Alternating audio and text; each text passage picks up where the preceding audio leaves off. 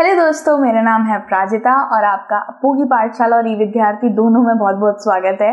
तो उम्मीद है सब अच्छा करो, बिल्कुल ठीक हो और सब बिल्कुल एकदम चंगे फिट हो। जैसा आप जानते हो हम लोग पार्ट 1 पर्यावरण बहुत पहले ही कर चुके हैं, सारे विषय हो गए हैं, जाके देख लेना अगर नहीं देखा है। और उनके नोट्स आपको evidyarthi.in हमारी वेबसाइट पे मिल जाएंगे, तो वो भी देख लेना मन करे तो। और जैसा आप जानते हो प्रश्न उत्तर के लिए हम हाजिर हैं आपके सामने। प्रश्न उत्तर करने के पीछे एक बहुत ही ठोस और जटिल वजह है, वो ये है कि हमें बहुत सारे कमेंट आते हैं प्रश्न उत्तर करने के लिए।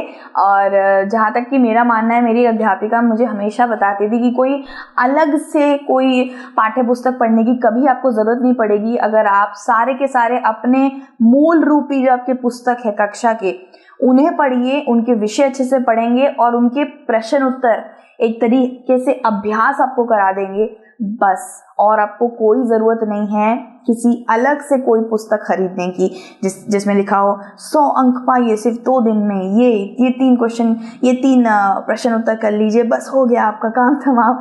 तो ऐसे वाले बिल्कुल भी आपको किताबें ढूंढने की ज़रूरत नहीं है, क्योंकि आपकी मूल रूपी जो पुस्तक है उसको और इसके पाठ्य पुस्तकों के सारे के सारे प्रश्न उत्तर को आप कर लोगे, इतने में यार बहुत ज़्यादा अच्छे नंबर आ जाते हैं। मेरे पे विश्वास नहीं करते क्या? हाँ, बहुत बच्चे कह रहे हैं नहीं करते, लेकिन करो, थोड़ा सा विश्वास करो, क्योंकि मैंने खुद ऐसे ही करके अपना पूरा विद्यालय में पूरा से निकाला है। कभी भी किसी से भी मैंने अलग से ट्यूशन नहीं ली है, कभी भी कोई अलग से पुस्तक को हाथ भी नहीं लगाया, सिर्फ मेरी खुद की पुस्तक से हो चुका था मेरा। ठीक है, बहुत अच्छे अंक आ जाते हैं दोस्तों। प्रश्न 1 से सबसे पहले शुरू करते हैं हम लोग। बहुत ही कम प्रश्न है, जल्दी से इसको हम लोग अभ्यास कर लेंगे। ठीक है, तो निम्न प्रश्नों के उत्तर दीजिए। भाई सबसे पहले आ जाता है परितंत्र क्या है। जैसे मैंने आपको बताया था विषय के अंदर थी कि परितंत्र वही होता है जिसके अंदर मनुष्य और पशु पक्षी और बहुत सी चीजें एक दूसरे पर निर्भर होती है। तालाब भी एक परितंत्र बन सकता है, नदी भी एक परितंत्र बन सकती है, आपका घर खुद एक परितंत्र बन सकता है जहाँ पे मम्मी पापा पे निर्भर है। पापा शायद आप पर निर्भर है क्योंकि आप उनके जूते साफ करते हो या फिर कुछ धो देते हो, मोजा या फिर कुछ रुमाल आप ला के देते हो। आप मम्मी पे निर्भर हो क्योंकि मम्मी टिफिन बना के देती है। और आप फ्रिज पर, टीवी पर निर्भर हो, टीवी हम पर निर्भर है क्योंकि हमें उसका इलेक्ट्रिक बिल भरना पड़ता है। तो ऐसे ही करके एक परितंत्र बनता है दोस्तों, जहाँ पे हर कोई, एक मनुष्य या एक पशु को एक दूसरे की जरूरत जरूर पड़ती है, क्योंकि वो एक दूसरे के ऊपर अपनी जरूरत के लिए निर्भर है। अब जैसे मधुमक्खी देख लीजिए, मधुमक्खी फूलों पे निर्भर रहती है, फूल हम पे निर्भर रहते हैं और हम मधुमक्खी के शहद पे निर्भर रहते हैं। तो ऐसे ही होता है, ऐसी परितंत्र बन जाता है वह तंत्र जिसमें समस्त जीवधारी आपस में एक दूसरे के साथ तथा पर्यावरण के उन भौतिक एवं रासायनिक कारकों के साथ परस्पर क्रिया करते हैं, जिसमें वह निवास करते हैं, परितंत्र कहलाता है। ये सब ऊर्जा और पदार्थ के स्थानांतरण द्वारा संबंध है। तो यहाँ पे भी साफ तौर पर यही बताया है कि हर कोई व्यक्ति या हर कोई मनुष्य एक दूसरे के साथ क्रिया कर रहे हैं, काम कर रहे हैं। जैसे ये मनुष्य देख लीजिए, ये गाय का दूध पी रहा है।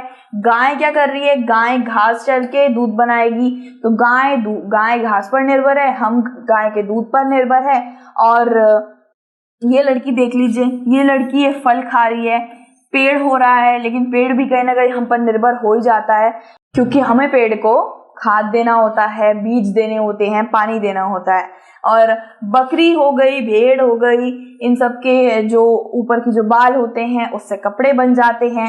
बकरी का दूध हम लेते हैं, इसके अंडे हम ले लेते हैं मुर्गी के, और मांस भी खाते हैं। तो एक दूसरे के साथ, सबकी एक दूसरे के साथ क्रिया चल रही है। यहाँ पे हमने सारा झाड़ वाड़ सबको, पेड़ वेड़ों को हटाकर यहाँ पे खेती चल रही है। ये एक पारितंत्र का दृश्य है। परितंत्र यानी हर कोई व्यक्ति, मनुष्य, जीवाणु एक दूसरे पे निर्भर है, एक दूसरे के साथ क्रिया कर रहा है, ये होता है परितंत्र। फिर बात आती है, ये पहले वाले प्रश्न के ही ख वाले खंड की बात आती है, प्राकृतिक पर्यावरण से आपका क्या समझते हो? तो प्राकृतिक पर्यावरण वही होता है जिसके अंदर सिर्फ और सिर्फ सारी की सारी चीजें प्राकृतिक हो, जहाँ पे कोई भी मानव द्वारा बनाई चीजें ना हो।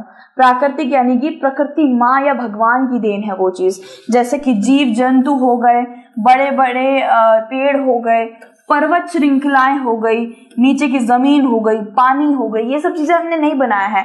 क्या पर्वतों को हमने बनाया है? क्या पर्वत के ऊपर जो इतनी मोटी परत है बर्फ की, क्या वो हमने बनाया है? क्या हमने जीवाणुओं को बनाया है? क्या हमने पानी को बनाया है, जमीन को, पेड़ पौधों को? ये सब हमारे और मतलब हमारी जिंदगी चलती आ रही है, मतलब डायनासोर के वक्त से देख लीजिए, ये सब चीजें हमने नहीं बनाई है। अब जाके हम लोग खेती करने लगे हैं, पेड़ उगाने लगे हैं, और बर्फ भी आजकल हम फ्रिज में बना लेते हैं, सॉरी। लेकिन ये बहुत पहले से चली आ रही है और प्रकृति माँ की देन है सबसे पहले। तो इसी को आप प्राकृतिक पर्यावरण कह सकते हैं, जहाँ पे मानव द्वारा एक भी चीज आपको नहीं दिखेगी। टीवी दिख रहा है, स्कूटर दिख रहा है, बस दिख रही है, नहीं दिख रही है। कोई चाउमीन वाला ठेली दिख रही है, नहीं दिख रही है, वो सब इंसानों द्वारा बनाई हुई चीजें हैं। क्या एरोप्लेन दिख रहा है ऊपर से, वो सब हमने बनाया है, मशीन वगैरह सब हमने बनाया है। तो भूमि, जल, वायु, पेड़ पौधे, जीव जंतु, ये सब प्राकृतिक पर्यावरण बनाते हैं। दूसरे शब्द में पृथ्वी पर उपस्थित उन समस्त जैविक और अजैविक तत्वों का योग प्राकृतिक पर्यावरण कहलाता है। अब प्राकृतिक पर्यावरण में एक चीज और है कि हर चीज यहाँ पे जीने वाली है, सांस ले रही है, खाना पीना करती है, ऐसा नहीं है। बहुत सी अजीविक भी है, यानी कि जो सांस वास नहीं लेती है, जिनमें जान नहीं है, जैसे पर्वत पे जान होती है? नहीं होती यार।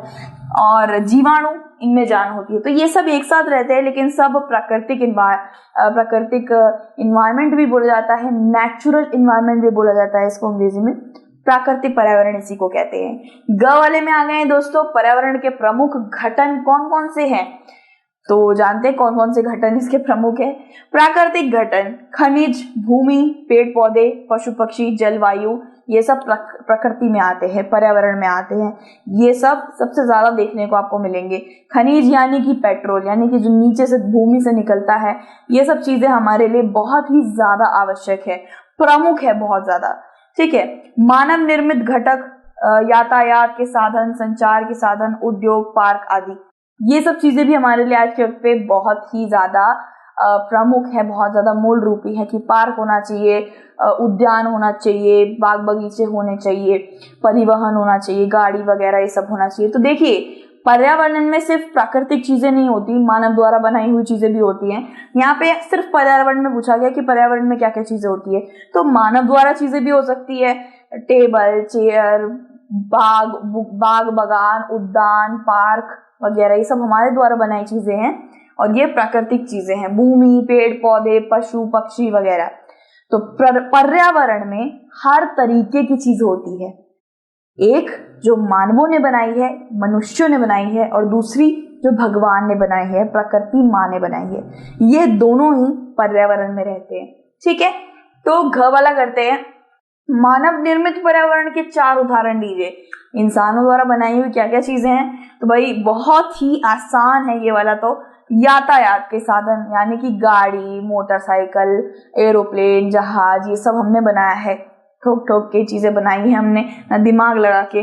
संचार के साधन, उद्योग, पार्क आदि, कुछ भी डाल सकते हैं आप, फ्रिज, टीवी, और उद्योग, पार्क, इमारतें, मॉल, बहुत सारी चीजें हैं मानव द्वारा बनाई हुई। ठीक है। स्थल मंडल क्या है? मानव द्वारा बनाई हुई चीज में पबजी मत लिख देना यार। तो स्थल मंडल क्या है जानते हैं? स्थल मंडल कुछ नहीं है, जमीन है। देखिए, पहले मैं क्या सोचती थी कि जो हमारा पृथ्वी है ना, पृथ्वी के हम बिल्कुल अंदर रहते हैं, लेकिन पृथ्वी के अंदर नहीं, पृथ्वी के बाहरी सतह पर रहते हैं हम लोग, तभी हमें तारे, चांद, सूरज सब दिखता है। पृथ्वी की ऊपरी जो सतह है, जिसको जमीन बोलते हैं हम लोग, जिसके ऊपर घास उगाते हैं हम लोग, बड़ी बड़ी पहाड़ियां, चट्टान उसके ऊपर रहते हैं, नदियां उसके ऊपर रहती हैं, बड़ी बड़ी इमारतें बनती हैं, उसे स्थल मंडल कहते हैं। यानी कि जमीन, जो मूल रूपी जमीन है, मिट्टी वाली, ये नहीं जिसके ऊपर कंकड़ पत्थर डाल के बजरी डांबर बना के रोड बना दिया, वो वाली जमीन नहीं बोल रही हूँ। वो उससे भी नीचे एक पतली सी पट्टी रहती है, मिट्टी की पट्टी रहती है, उसे स्थल मंडल कह सकते हो। उस मिट्टी की पट्टी के ऊपर नदियां भी जाती हैं, उस मिट्टी की पट्टी के ऊपर बहुत बड़ा समुद्र भी बनता है। ठीक है। और पहाड़ भी खड़े होते हैं। तो वो एक मिट्टी की पतली सी पट्टी होती है। ठीक है दोस्तों, उसे स्थल मंडल कह सकते हो। और हाँ, हम नीचे, हम अंदर नहीं ऊपर रहते हैं। अंदर जितना भी जाओगे ना, आग का गोला मिलेगा, जल के भस्म हो जाएंगे हम लोग। ठीक है। तो भाई स्थल मंडल पृथ्वी की ठोस परत या कठोर शीर्ष परत है। यानी कि वो जमीन जिसके ऊपर हम बड़ी बड़ी इमारतें बांध रहे हैं, बहुत चीजें गाड़ी वाड़ी चल रही है जिसके ऊपर, ठीक है। यह चट्टानों और खनिजों से बना है। चट्टानों, बड़े बड़े चट्टान, ऊबड़ खाबड़ी चट्टान, और जिसको आज ऊबड़ खाबड़ी चट्टानों को सीधा करके उसके ऊपर रोड बना दी गई है, सड़क बना दी गई है यातायात करने के लिए, लेकिन वो पहले नीचे ऊबड़ खाबड़ी चट्टान जैसा ही एक सड़क थी, एक मिट्टी की परत थी। अब उसके अंदर अलग अलग आविष्कार कर दिए हैं, उसको सीधा बना दिया वगैरह वगैरह, वो नहीं पता हमें। लाल कलर के पत्थर लगा दिए हैं, अलग अलग सड़क बना दी है, वो अलग बात है। इसके अंदर हमें खनिज भी मिलता है। अगर आप उसी मिट्टी के अंदर नीचे जाओगे तो नीचे खनिज मिलेगा, यानी कि पेट्रोल मिलेगा, और मिट्टी की एक पतली परत से ढका हुआ है ये। तो यही है सलमंडल, मिट्टी की एक पतली परत से ढका हुआ है और उसके ऊपर फिर रोड बनता है, सड़क वड़क बन बन के इमारतें बनती हैं, चट्टानें खड़ी रहती हैं, पानी उसके ऊपर होता है, ठीक है।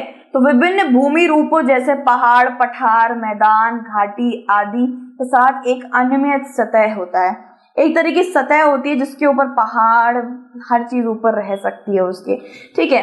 6 वाला देखते हैं, जीव पर्यावरण के 2 प्रमुख घटक क्या है। जीव पर्यावरण मतलब कि जिसके अंदर जान होती है, जिसके अंदर जान है, जो धड़कता है, वैसी वाली जान। तो पेड़ पौधे सबसे पहले आ जाते हैं, पेड़ पौधों में जान होती है दोस्तों, और पशु पक्षी आ जाते हैं। आप इनमें मनुष्य भी लिख सकते हैं, ठीक है। और साथ ही साथ जैविक कारक ये होते हैं, ये भी वही चीजें होती है जिनके अंदर जान होती है, जैसे कि पौधे, जानवर, प्रोटिस्ट, आक्रिय, जीवाणु। जीवाणु में जान होती है, छोटे छोटे केंचुए जैसे होते हैं, ये डिकम्पोजर, ये मतलब खाद वाद बनाने में, ये खेती में काफी ज्यादा इस्तेमाल होते हैं, ठीक है। ये सब चीजों में भी क्या होता है, इनमें भी जान होती है। अगर आप ना दे पाओ उदाहरण तो पशु पक्षी डाल देना और पेड़ पौधे डाल देना, बस इनमें जान होती है। जैव मंडल क्या होता है? जैव मंडल कुछ नहीं होता, एक ऐसी जगह होती है जहां पे पेड़ पौधे, अन्न बीज, पशु पक्षी, मनुष्य सब एक साथ क्रिया कर रहे होते हैं, उसको जैव मंडल आप कह सकते हैं। जैसे कि यहाँ देखिए, ये है वायुमंडल जहां पे हवा है, ये प्राकृतिक है, ये इंसान ने हवा नहीं बनाई है, ये प्रकृति माँ की देन है। ये पेड़ है, पशु पक्षी है, प्रकृति माँ ने बनाया है। मछलियां प्रकृति माँ ने बनाई है, ठीक है। जल मंडल, जल प्रकृति ने पहले से ही दे रखा था, ठीक है। स्थल मंडल यानी कि जमीन, ये भी प्रकृति ने पहले से ही दे रखा था। ये सारी चीजें प्रकृति ने हमें दे रखी है, और इसके अंदर इंसान भी आ जाता है, तो ये जैव मंडल कहलाता है, या जीव मंडल, जहां पे हर चीज सांस ले रही है, ठीक है। पादप एवं जीव जंतु मिलाकर सजीव संसार का निर्माण करते हैं, जिसे जीव मंडल कहते हैं। ये पृथ्वी का वह संकीर्ण क्षेत्र है जहां स्थल, जल एवं वायु मिलकर जीव का संभव बनाते हैं। यानी कि एक ऐसी जगह जहां पे ये एक ऐसा पर्यावरण बनाते हैं जहां पे एक व्यक्ति सांस ले सकता है, मतलब जी सकता है, इसको ही जैव मंडल कहते हैं। मतलब जहां पे जिंदगी है, वायु रहेगा, पानी रहेगा, मिट्टी रहेगी, पेड़ पौधे रहेंगे, तो इंसान यहाँ पे जी सकता है ना, पशु पक्षी जी सकता है ना, एक जीने का स्रोत बना रहे हैं ये सब मिलकर। वायु, स्थल, जल सब मिलकर जीव मंडल बनाते हैं, ठीक है। एक ऐसी जगह बनाते हैं जहां पे इंसान जी सकता है, ठीक है दोस्तों। तो ये हमारा प्रश्न हो गया है। प्रश्न नंबर 2 आता है, सही उत्तर चिन्हित कीजिए। सही गलत बहुत ही इसके होते हैं, शायद 30% होता है, आता है ये। क वाला करते हैं, इनमें से कौन सा प्राकृतिक परितंत्र है? प्राकृतिक परितंत्र यानी कि जो इंसानों द्वारा नहीं बनाया गया है, ठीक है। तो यहाँ पे एक चीज देखिए आपने, मैंने प्रश्न गलत पढ़ा है। यहाँ पे ये बोला है कि नहीं है प्राकृतिक परितंत्र। पता है इससे क्या बोला गया? मतलब मैं आपको क्या समझाना चाह रही थी, एक बार मेरे साथ ऐसे ही हुआ था, 2 ऐसे प्रश्न आए थे जिसमें नहीं है ये शब्द मैंने ऐसे, मतलब ऐसे पढ़ा ही नहीं, जैसे कुछ था ही नहीं, और मैं गलत गलत करके आ गई, 2 नंबर कट गए मेरे। तो ये भाई, ये जो खतरनाक शब्द है ना, इसको पढ़ लेना कि इनमें से कौन सा प्राकृतिक परितंत्र नहीं है, नहीं है। तो भाई प्राकृतिक परितंत्र में मरुस्थल आ जाता है, मरुस्थल को डेजर्ट बोलते हैं, यानी कि रेगिस्तान। ये प्रकृति ने ही बनाया है, इंसान ने बोरे में डाल डाल के ऐसे ऐसे करके मिट्टी नहीं रेत पे डाली है, फिर वाह मैंने तो रेगिस्तान बना दिया, नहीं ना, भगवान ने बनाया ना। ताल, वन, वन क्या होता है दोस्तों? फॉरेस्ट को वन कहते हैं दोस्तों। वन यानी कि जंगल वंगल, पता चला है चड्डी पहन। अच्छा, वन भी भगवान ने बनाया, आप जानते ही है। किसी व्यक्ति ने जाके ऐसे पेड़ वेड़ लगा के, घास वास लगा के और थोड़े बहुत पशु वशु बना के छोड़ दिए, वाह मैंने क्या वन बनाया है? ऐसा भी नहीं है, वन भगवान ने बनाया है। ताल क्या होता है दोस्त? ताल होता है फिश टैंक, एक्वेरियम जिसको बोला जाता है। बहुत लोगों के घर में होगा, मुझे पता है, मच्छियों का बहुतों ने नाम भी रखा होगा। ठीक है, तो इनका खाना कभी सूंघे, खाने में बहुत गंदी बदबू आती है दोस्तों। तो भाई ये एक्वेरियम को ही ताल बोलते हैं, ठीक है, जहाँ पे मछलियां रहती हैं, सबके घर में होगा। तो यही है जो प्राकृतिक नहीं है। हमने कांच का ताल बना के उसमें मछलियों को छोड़ा है, उसमें नकली नकली पेड़ पौधे लगाए हैं, ये मनुष्य का कारनामा है। तो ताल प्राकृतिक पर्यावरण में नहीं आता, ये मनुष्यों द्वारा बनाई हुई चीज है। ठीक है, तो अरे उस पर हम लोग टिक तो लगाते, तो ये यहाँ पर हम लोग टिक लगा देते हैं। ये वाला दूसरा वाला हमारा उत्तर सही है, ये प्राकृतिक पर्यावरण में नहीं आता। ख वाला, इनमें से कौन सा मानवीय पर्यावरण की घटक नहीं है? देखो फिर से ऐसा प्रश्न आया है, इनमें से कौन सा मानव ने नहीं बनाया है? तो स्थल, धर्म, समुदाय, ये सही है ना। धर्म हमने बनाया है, ऊंची नीची जात पात सब हमने बनाया है। समुदाय जिसको कम्युनिटी कहते हैं, ये समूह वो समूह ये ऑर्गेनाइजेशन, ये सब हमने बनाया है। जो चीज हमने नहीं बनाई है वो है स्थल मंडल, यानी कि स्थल यानी कि जमीन हमने नहीं बनाई, वो प्रकृति माँ ने बनाई है। वही टिक लगा दिया भाई। इसके बाद आ जाता है हमारा ग वाला, इनमें से कौन सा मानव निर्मित पर्यावरण है? तो मानव निर्मित यानी कि जो चीज हमने खुद बनाई है, तो इसमें पहाड़, समुद्र और सड़क है। पहाड़ हमने नहीं बनाया है, समुद्र भी हमने नहीं बनाया है, बाल्टी डाल डाल के नहीं बनाया है। जो चीज हमने बनाई है वो है सड़कें। नीचे स्थल मंडल है, नीचे पट्टी थी, मिट्टी की पट्टी थी, और उसके ऊपर हमने बजरी डांबर की बड़ी बड़ी सड़कें बनाई हैं, जिसके ऊपर हमारे गाड़ियां चलती हैं। वही सड़कें हमने बनाई हैं, ये आ गया है इस पे टिक। इसके बाद घ वाला है, इनमें से कौन सा पर्यावरण के लिए खतरा है? भाई पर्यावरण के लिए खतरा, यहाँ पे थोड़ा आप तस्वीर से समझ पा रहे होंगे कि बहुत ही ज्यादा जनसंख्या की वृद्धि होना, लोगों की वृद्धि होना, आबादी होना सही नहीं है, क्योंकि जितनी भी आबादी होती है उतना ही लोगों के लिए खाना भी उगाना पड़ता है, उतना ही लोगों के लिए लकड़ियां भी कटती है, और उतना ही लोग प्रदूषण भी फैलाते हैं, क्योंकि वो बड़ी बड़ी गाड़ियों में जाते हैं। ठीक है, तो पादप वृद्धि, जनसंख्या वृद्धि, फसल वृद्धि। फसल वृद्धि तो अच्छी बात है, फसल उगा रहे हैं हम लोग। पादप वृद्धि भी नहीं होगा, जनसंख्या वृद्धि बहुत ही ज्यादा हानिकारक है। ठीक है, इसके बाद आ जाते हैं हम लोग प्रश्न 3 पे। निम्नलिखित स्तंभों को मिलाकर सही जोड़े बनाइए। तो सही जोड़े जल्दी से बना देते हैं, जोड़े बनाना हमारा काम है। जैव मंडल आ जाते हैं भाई, जैव मंडल। अब पहले ही बता दूं यार, ये जो प्रश्न आता है काफी कम आता है, लेकिन हाँ इसी प्रश्न में से आपको सही गलत या रिक्त स्थान की पूर्ति बना के ऐसे तोड़ मरोड़ के दे सकते हैं। जैव मंडल का देखते हैं सबसे पहले, वायुमंडल और जलमंडल और पर्यावरण। ठीक है, पहले कर लेते हैं, जिसको ऐसे मैं करती थी पहले कि जो मुझे नहीं आता था उसे मैं छोड़ देती थी, बाकी जो आते थे उनको मेल कर देती थी, और जो लास्ट में जो बचता था ना उसको मैं जोड़ देती थी उसके साथ। ऐसा कौन कौन करता है? तो सबसे पहले जानते हैं वायुमंडल। वायुमंडल का होगा पृथ्वी को घेरने वाली वायु की चादर, ये होगा वायुमंडल का। तो ख वाला यहाँ पे मैं ख लिख देती हूँ। ठीक है, पृथ्वी को घेरने वाली, पृथ्वी के ऊपर एक वायु की परत होती है जो हमें रक्षा करती है किरणों से, धूप से, बहुत तपती जल्दी धूप से। अगर वो नहीं रहेगी तो हमारी पूरी त्वचा जल जाएगी, क्योंकि सूरज की रोशनी से जल सकती है। तो वायुमंडल, पृथ्वी के ऊपर एक छोटी सी चादर होती है जिसको ओजोन लेयर भी बोला जाता है। जलमंडल यानी कि जलीय क्षेत्र, जलमंडल यानी कि जलीय क्षेत्र, हमारी दुनिया के अंदर जितना भी जल है, झील में, समुद्रों में, पानी, महासागर, नदियों में, सब जलमंडल में आ जाता है। तो ये है, इसका होगा ग। अब आ जाते हैं हम घ वाले में। ठीक है, तो पर्यावरण क्या होता है?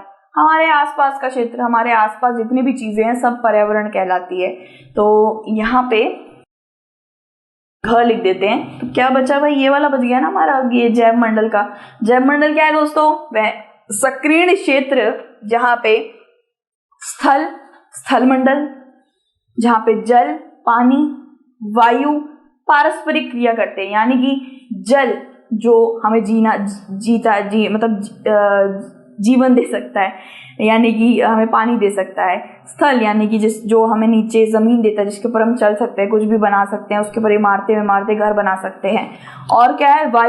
वायु से हम सांस लेते हैं, यानी कि एक ऐसा पर्यावरण है ये, पानी, वायु और जमीन, ये तीन एक ऐसा पर्यावरण बनाते हैं जहाँ पे जीवन व्यतीत कर सकते हो आप लोग, पारस्परिक क्रिया कर सकते हो, मतलब जीवन व्यतीत कर सकते हो, कुछ भी कर सकते हो।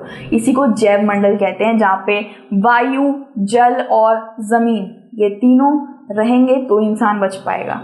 ठीक है, तो उसको जैव मंडल बोलते हैं। यहाँ पे इसका क वाला मैं यहाँ पे डाल देती हूँ। उत्तर देख लीजिए, सारे के सारे उत्तर। ये तो सबसे मतलब मजा सा आ गया था इसको करके। जो लास्ट मतलब अंत वाला बच गया था, उसमें सीधा से लगा दिया कि भाई कौन सा लगा देते हैं। तो प्रश्न वाला 4 करते हैं भाई, प्रश्न 4 करते हैं। कारण बताइए। क वाला करते हैं, मानव अपने पर्यावरण में परिवर्तन करता है। जी हाँ, बिल्कुल करता है। मानव अपने पर्यावरण में परिवर्तन बहुत करता है। अगर उसके सामने पेड़, एक जमीन खरीदी है उसने और उसके पास पेड़ ही पेड़ है, बहुत सारे ऐसे पेड़ ही पेड़ दिख रहे हैं, तो उन पेड़ों को वो जल्दी से काट के उसके ऊपर इमारतें बना देता है।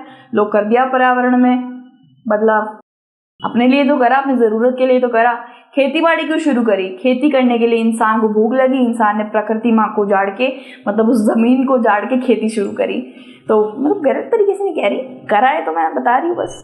तो मनुष्य अपनी आवश्यकताओं को पूरा करने और अपने जीवन को आरामदायक बनाने के लिए अपने पर्यावरण को संशोधित करता रहता है। उन्होंने खुद को प्राकृतिक परिवेश में अपनाने के लिए अपने पर्यावरण को भी संशोधित किया।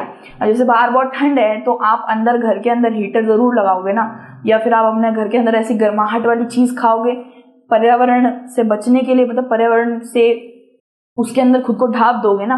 या फिर बहुत ज्यादा गर्मी है तो भाई बहुत ज्यादा ठंडे ठंडे तरबूज खाओगे या मैंगो शेक पियोगे।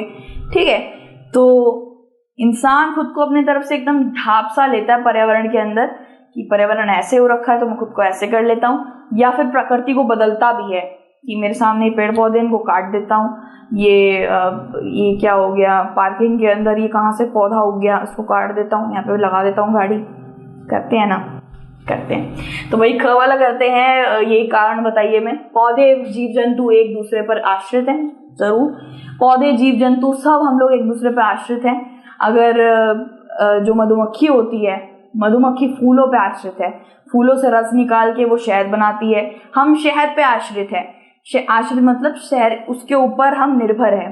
ठीक है, क्यों? हमें शहद चाहिए तो हम मधुमक्खी पे निर्भर है। तो ऐसे ही करके हम एक दूसरे पे निर्भर होते हैं। फूल हम पे आश्रित है क्योंकि फूलों में पानी डालना, खाद देना, एक दूसरे पे सब लोग निर्भर होते ही होते हैं। गाय घास पे आश्रित है, अगर वो घास नहीं खाएगी तो दूध नहीं देगी, दूध पे हम आश्रित हैं। ऐसे करके सब एक दूसरे पर आश्रित होते हैं।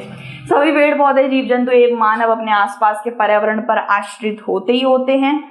प्राय वे एक दूसरे पर ही आश्रित रहते हैं, निर्भर रहते हैं। जीवधारियों का आपसी एवं अपने आसपास के पर्यावरण के बीच का संबंध ही परितंत्र का निर्माण करता है।